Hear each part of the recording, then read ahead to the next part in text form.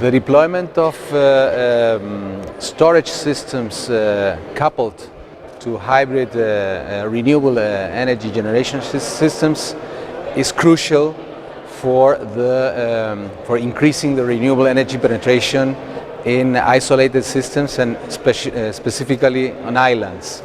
The government of the Canary Islands has supported strongly development of renewable energies in this term, doubling the installed power and achieving now a penetration of which is around 20%.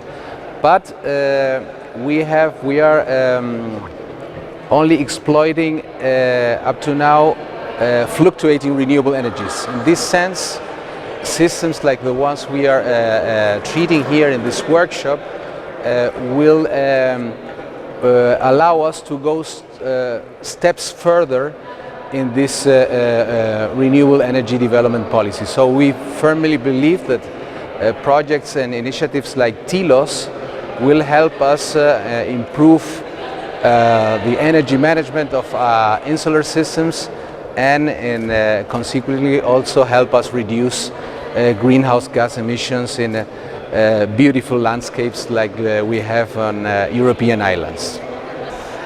So as we move towards a 100% renewable energy system, hybridization and storage are going to take an ever-increasing factor of importance. In Spain, we're already working towards our 2030 and 2050 targets, and hybrid systems and the way you move them through the permitting pipeline and how technically they can be integrated into the network is going to be a key part of our planning, especially in islands, or the Canary and the Balearic Islands, where the energy transition needs to go a step further because of the complexities of island system. So we're working from a technical, political and administrative perspective in terms of how we can introduce hybridization into the system, and we'll keep working on it.